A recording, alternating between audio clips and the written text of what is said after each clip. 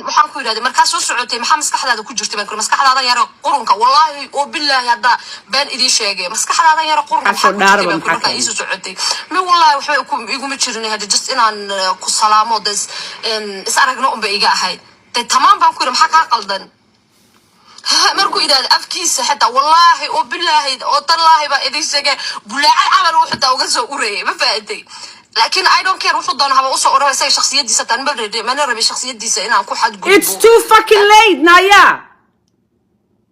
وحكي هذا هاي أنت ويلكي عايزة يقف لقاعد يسوي ترسيد بالعد وسوري. أي حد أنا بحل هذا يستغي بتشر تايو ده شخصية دي سكون ما حد جود بيه. That's very personal. So disrespectful. قف قري جاي يمي. ناميو كوكف صداي. So fucking what هتو حكاية ردوناي.